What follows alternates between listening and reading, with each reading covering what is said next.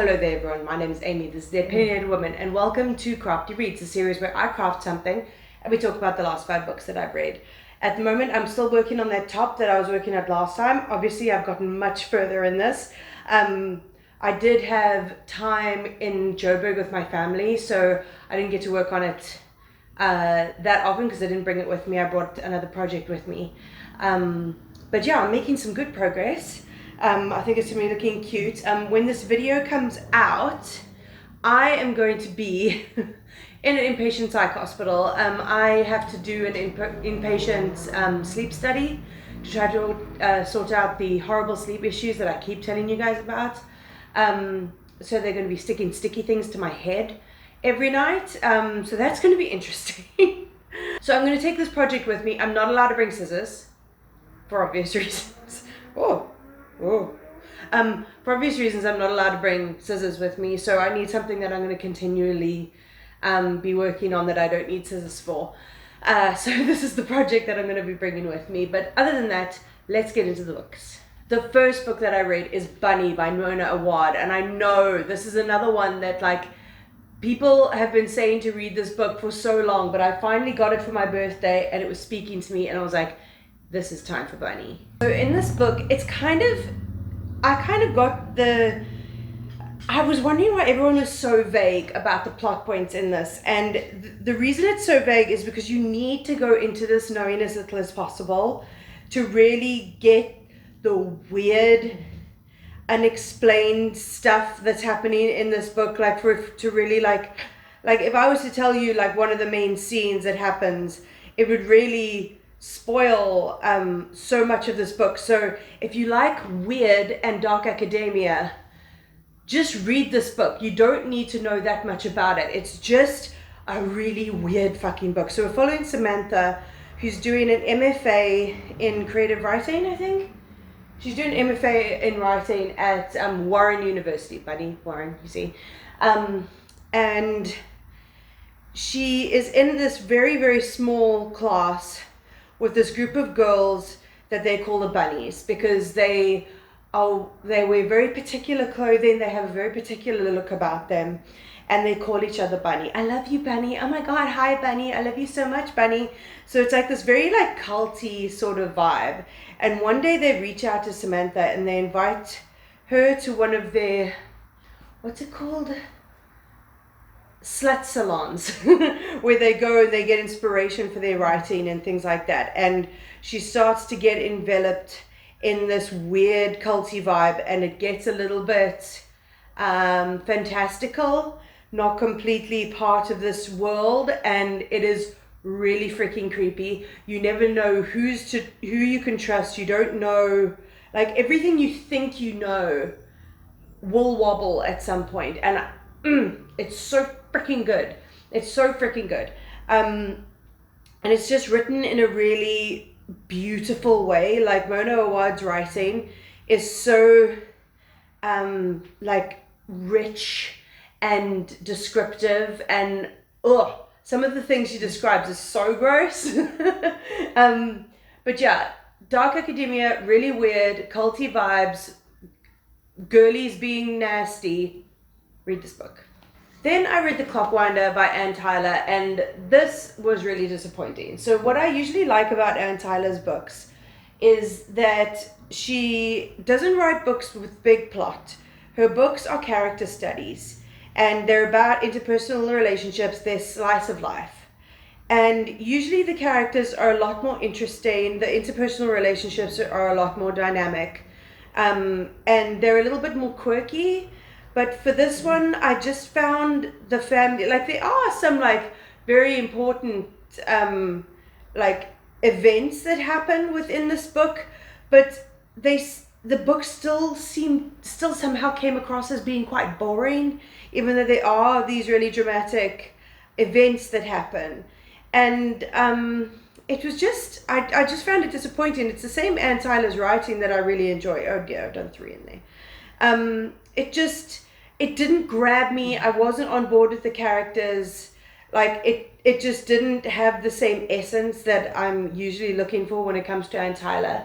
So we're following Elizabeth, who all of a sudden, like completely, like sort of by luck, becomes the handyman to a woman called Mrs. Emerson. Mrs. Emerson has a bunch of kids that are all adults, and she lives in their childhood home, even though she hasn't, like her husband died a long time ago. She's like quite old, considering how big the house is, and it's getting a bit dilapidated. So Elizabeth comes to help her, and she sort of gets immersed into the Emerson family, and starts to have like different dynamics with the different children and things like that. But like I said, it just didn't grab me, and I think I am going to be donating it because it's just not one of those ones that needs to be sitting on my shelves if I was just meh about it, you know. Then I'm going to be very quick about this one, but I reread A Soft Landing by Wisani Mushwana. I love this author. I have waxed lyrical about this book when I first read it last year. It was on my favorite books of the year. I've met Wisani. He's a wonderfully nice man. I've met him twice now. But I read this for Queer Book Club, and I have an entire vlog talking about it, and taking you with me to book club, and everything like that. So I don't want to go too much into it. Just know that it is a local author, partially set in Cape Town, partially set in a small town in Limpopo.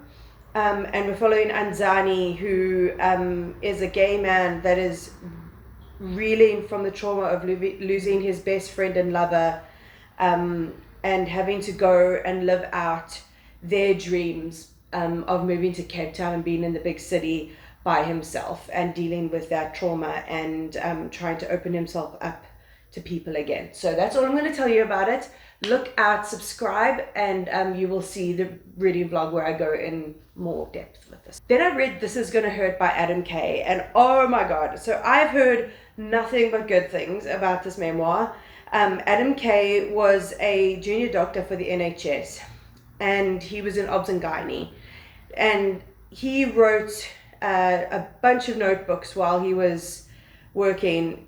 He doesn't work as a doctor anymore because like it just got too much for him, but he published his notes. He obviously changed names and dates and stuff like that so that that there is confidentiality, but it's basically his life as an NHS doctor, but it's told with such a humor. Like if you've ever read James Herriot, which is about a vet in the farms, like that came out in the like 90s or the 80s or something like that. It's really like, it covers some dark stuff, and like grueling working experiences, like hours and hours, like the disintegration of his relationship because of the crazy hours they have to working, doing C-sections on no sleep, like all kinds of absolutely insane like lifestyle elements that he fixates on. But we also get a lot of humor, and it's just told in a way that's so absolutely readable. I don't know how he managed to get that balance. Oh, I've got way too many loops on this hook. I don't know how he managed to get that balance so right. Like, he's not a writer by trade, but his writing is so fun to read. I just really loved every second of it. I had a really, really great time. And I was always excited to get into my car so I could listen to this audiobook, which is a great sign. But yeah, if you want your eyes open to the realities of being an NHS doctor, this is a really good one to read. Then I read Night Crawling by Leila Mottley. And this one, I can't remember where I got this recommendation, but I found it in bargain books. Like I bought it for myself for Christmas, and I didn't know what it was about. I didn't look at the back. Oh, this one will punch you in the feels. So this is about Kiara. And Kiara's mother is in a halfway house. Her dad has never been in the picture. Her uncle got famous and then just buggered off and left them. Her brother has been without a job for ages while he tries to create a rap career for himself. And Kiara is 17, dropped out of high school, and she is responsible for the bills. She's responsible for keeping the house running. She is like constantly getting notices from her landlord that if she doesn't pay on time, she's going to get evicted. She's like so stressed about becoming homeless. And one day she goes into a strip club and she asks for a job at the bar, and they said that they wouldn't let her because she's 17. And as she's leaving the bar, a man approaches her and she realizes that he's willing to pay her for sex. And that's the road that she starts to lead down, night crawling. She is like trawling the streets trying to find men that will pay. And she gets caught by the police one day and she thinks she's going to get arrested, and she ends up actually becoming one of the main people that entertains cops. So it's a lot about like corrupt police officers and things like that, and it's really dark and really gritty. And what also makes this so tense is that she's not just looking after herself, she's trying to look after her brother, and there's a kid who lives next door who's like 10, Trevor, and his mom is on meth and she never comes home and he's always left by himself, and she feels so responsible for this kid as a kid who has also been abandoned by her mother. And she takes him under her wing and makes sure he's fed and that he goes to school and things like that. So it just shows like these very desperate times, and like the tale of like this woman trying to survive while she's actually still a child. And it was beautifully done, so beautifully done. This author is like 23 years old, which is freaking crazy to me. But it's stunning. It is a beautiful work of art, and it was longlisted for the Booker Prize in 2022, and I can totally understand why. Wow. And that is all of the books I have to chat to you about today. Please send me good wishes about being in the psych hospital down below. The last time I was there, it was really, really helpful. I came out of it like renewed, so I'm really hoping that happens again. But my links to my TikTok creations, my Shopify for Real Gay Crochet is linked down below, along with my TikTok and my Instagram. I also have a Kofi link down there, which is a one-time tip jar if ever want to support my channel. But other than that, like, comment, subscribe, all of that fun stuff, and I'll check you next time.